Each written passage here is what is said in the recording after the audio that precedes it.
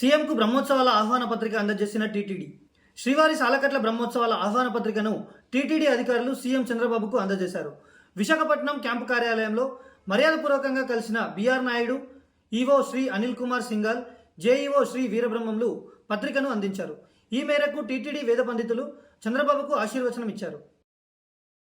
Khammam Tallada MRO ఆఫీసులో ACB రైట్స్లో పట్టుబడ్డ ఎంఆర్ఓ ఆర్ఐ కంప్యూటర్ ఆపరేటర్ ఓ రైతు దగ్గర నుంచి 10,000 రూపాయలు లంచం తీసుకుంటుండగా రెడ్ హ్యాండెడ్గా పట్టుకున్న ఏసీబీ అధికారులు.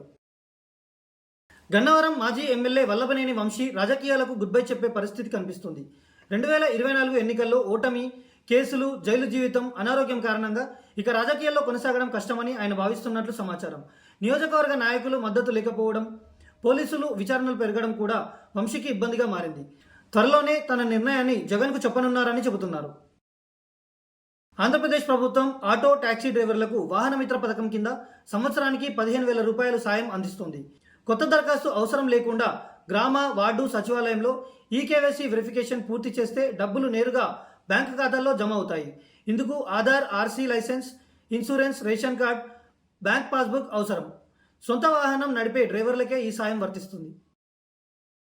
అమెరికా అధ్యక్షుడు డొనాల్డ్ ట్రంప్ తన సహాయకుడు కన్జర్వేటివ్ నేత చార్లీ కిర్క్ హత్య అనంతరం సంచలన నిర్ణయం తీసుకున్నారు.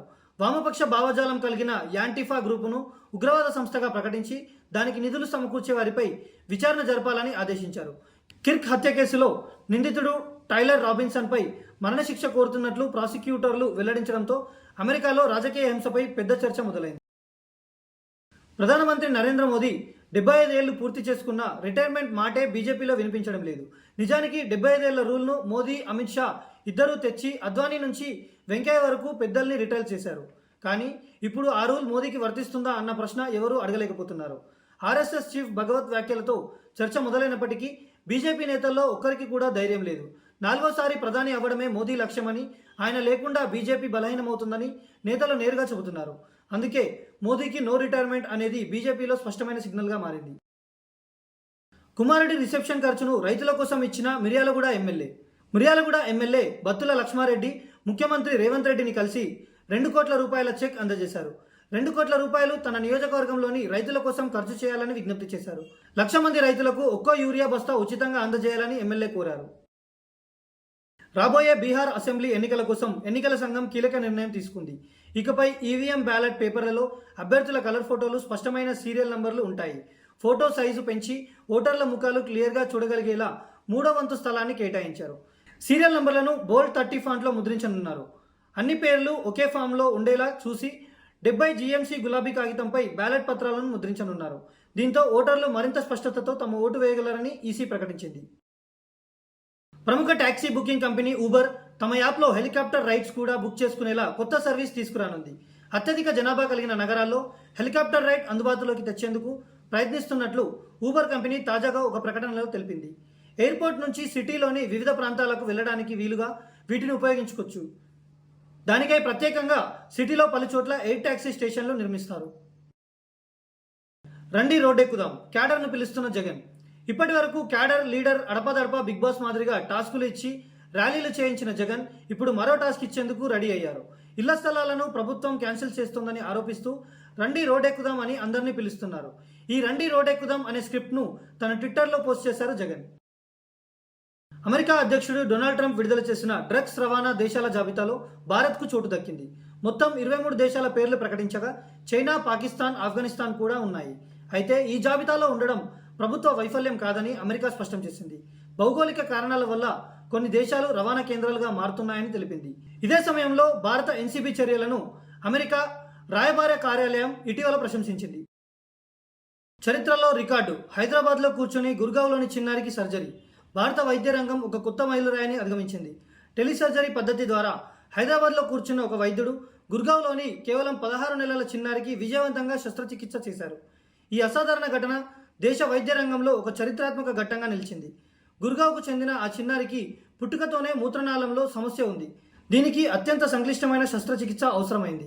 హైదరాబాద్లో ఉన్న ప్రముఖ వైద్య నిపుణులు డాక్టర్ వి చంద్రమోహన్ ఈ శస్త్రచికిత్సను తన కన్సోల్ నుండే SSI మంత్ర అనే రోబోట్ సిస్టమ్ సహాయంతో నిర్వహించారు.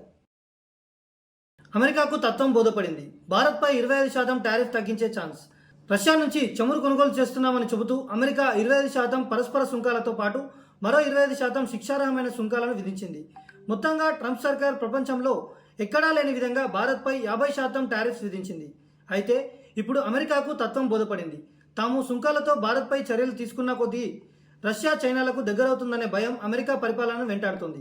దీంతో ఎలాగాలో భారత్తో ఈ టారిఫ్ వార్కు ఫుల్ స్టాప్ పెట్టాలని భావిస్తోంది అని భారత ప్రధాన ఆర్థిక సలహాదారు వి ఆనంద్ నాగేశ్వరరావు తెలిపారు. తిరుపతి జిల్లా రేణిగుంటలో భారీ అగ్ని ప్రమాదం జరిగింది. 50 కోట్ల పైగా ఆస్తి నష్టం. రేణిగుంట ఎయిర్పోర్ట్ సమీపంలోని మునోత్ ఇండస్ట్రీస్ లిమిటెడ్ అనే ఫ్యాక్టరీలో ఈ ఘటన చోటు చేసుకుంది. లిథియం అయాన్ బ్యాటరీ కర్మాగారంలో చెలరేగిన మంటలు. 9 ఫైర్ ఇంజన్లతో మంటలను అదుపు చేస్తున్న ఫైర్ సిబ్బంది. సహాయక చర్యల్లో ఏర్పేడు పోలీసులు.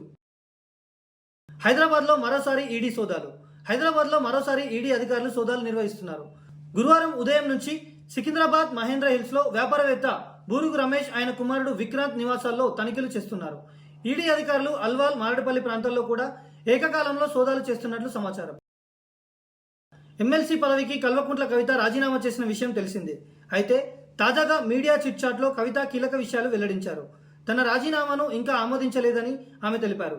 శాసనమండలి చైర్మన్ గుత్తా సుఖేందర్ రెడ్డి అందుబాటులో లేరని చెప్పారు. రాజీనామాను ఆమోదించిన 6 నెలల్లో ఎన్నికలు నిర్వహించాలి. ఇప్పుడు ఆ పరిస్థితి లేదని అంటున్నారు. నేను ఎన్నికైనప్పుడు ఆ సీటు 6 నెలలకు పైగా ఖాళీగానే ఉంది. అవసరమైతే చైర్మన్ను మళ్లీ కలుస్తా అని కవిత వ్యాఖ్యానించారు. మద్యం కుంభకోణం కేసులో A4గా ఉన్న వైసీపీ ఎంపీ మిథున్ రెడ్డిని రాజమండ్రి జైలు నుంచి విజయవాడ ఏసీబీ కోర్టుకు తరలించారు. రిమాండ్ ముగియడంతో సిట్ అధికారులు ఆయనను మరోసారి కోర్టులో హాజరుపరచనున్నారు.